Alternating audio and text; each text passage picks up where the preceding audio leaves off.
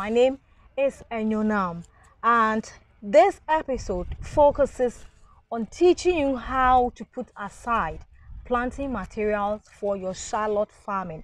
Shallots, this is the smaller version of big onions. Okay, shallot. In the family of onions, we have varieties. Okay, so this is one that is mostly consumed here and cultivated in Ghana. Razak, thanks for joining me. Okay. Now, in the family of onion, how many varieties do we have? Thank you. The varieties are many, but the three common ones are the spring onions, the shallots, and then the bulb onion. Okay. The bulb onion are the big ones. The big ones, okay.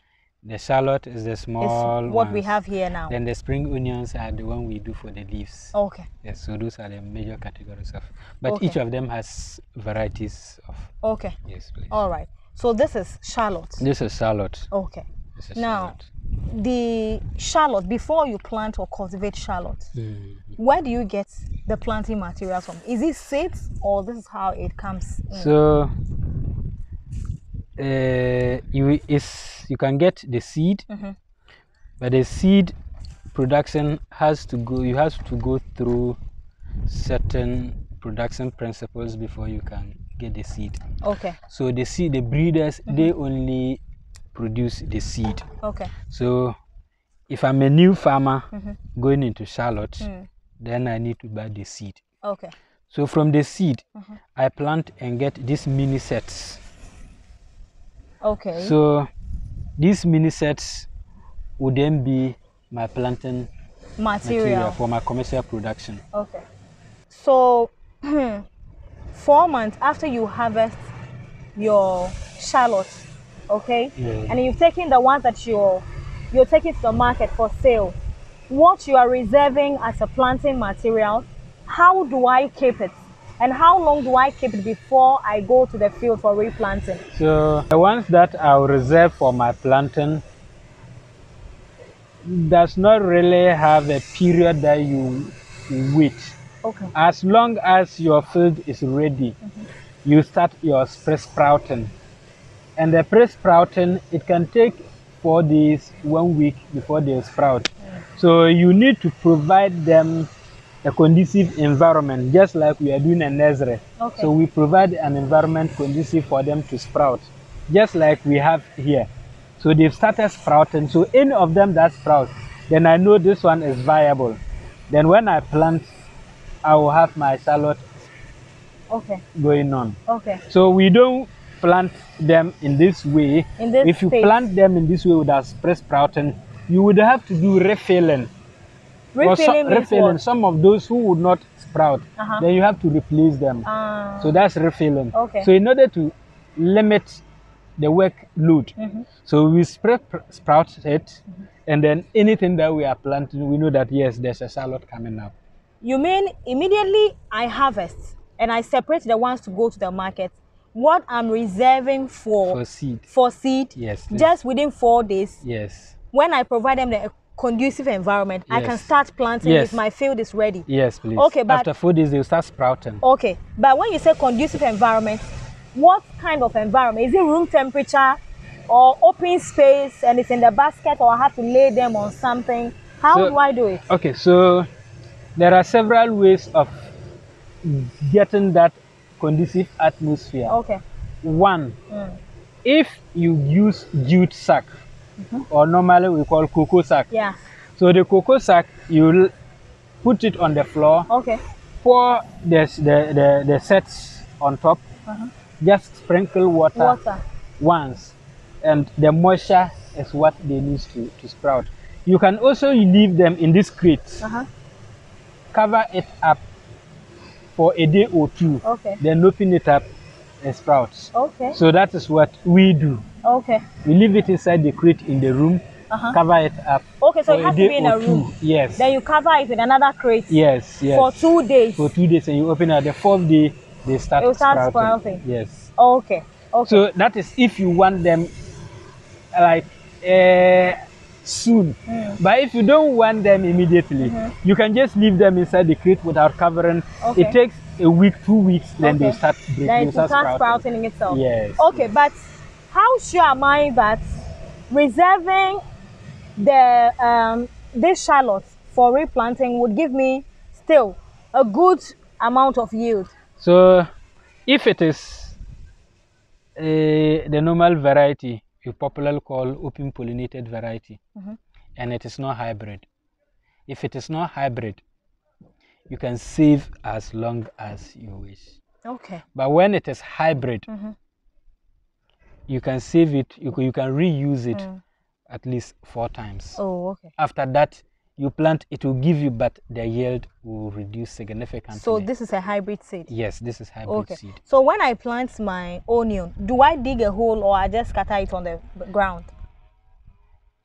Do you dig a hole? Yes. Yes. So just like the way we plant maize or we plant okra or we plant sweet potato, you have to create a hole. Okay.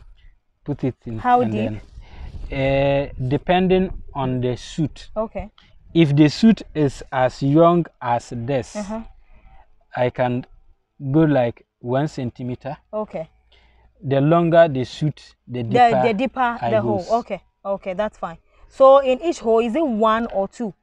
1. 1. 1. Okay. Yes. And then you cover it up. Do you cover it up? It's depending on the weather condition. Okay. If it is raining, you don't need mulching. But if it is in the dry season, you need mulching. So you mulch to conserve moisture for them to do well. Oh, okay. Yes. How long does it take to start shooting? I mean, for this shoot up longer? A week. Oh, okay. Then you start seeing it. You start what kind of weather is that very conducive for planting shallot? A bit dark, and the temperature shouldn't be more than 32 degrees. So if I'm supposed to plant these ones that have shot up today, what time would you recommend I plant? Best plant late in the evening. Around 6, 7? After 4. After 4 p.m. After 4 p.m. I can plant it. Okay. Because if you plant them in the daytime, the heat of the sun will affect them. Okay. But if you plant them late in the afternoon, they take the late afternoon throughout the night and they acclimatize to the environment. So the following day the sun comes, but they are still strong. They are used to the ground. I see. Okay. It's preferable to plant late afternoon. Is shallot farming profitable? Yes, please. It is. It is. Now, if I sell these ones in Ghana or you it's export. It's export. Okay. It's export. Okay. So let's say I plant this and I'm able to get a kilo out of this. That's a lot of money. That's a lot of money. I plant something like less than 10 grams and I'm getting a kilo. Okay. Though you would have to provide it with other inputs. But it is. So how many times do you give it an input after planting? For fertilization, we usually prefer 2 split applications. First, pre-planting application. The pre-planting application is you broadcast the fertilizer, be it organic or inorganic, you broadcast and then incorporate it in the soil before planting. Then after planting 5 weeks, then you do your second broadcasting and you're good to go. You're good to go. Yes. Oh, okay, that's fine. What should I do to ensure that my shallot is in good condition and gives me the expected yield? 1, the land preparation. Okay.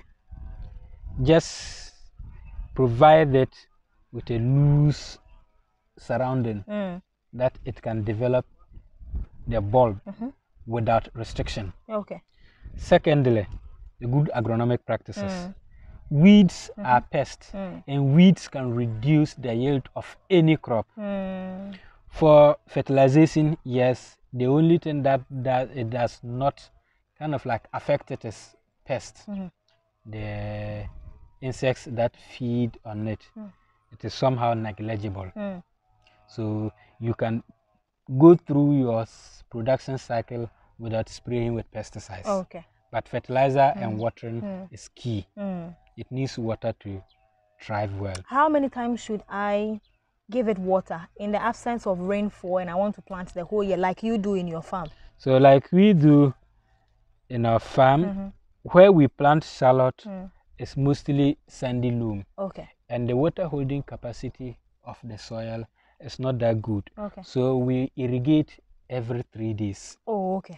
You can get a soil that retains more water and you can irrigate twice in a week. You could get a soil that the water retention is very good. You can irrigate once a week. Oh, okay. All right, so viewers, thanks so much for joining me once more on the Ghanaian Farmer YouTube channel. My name is Senyonam, and this week I've been hanging out with Razak in his farm, Mathless Trust Ghana Limited. They are into cultivation of different vegetables and fruits. So today, he just gave us some tips on how to put aside planting materials for your shallots. So if you want to go into shallot farming, you don't need to always buy new seeds. But after planting the first one, after you have separated what will be going to the market, you can reserve some as your planting materials, and you can use it for close to 4 planting seasons before you buy a new seed to start all over again. My name is Sanyam. Thanks so much for watching. I'll see you next week.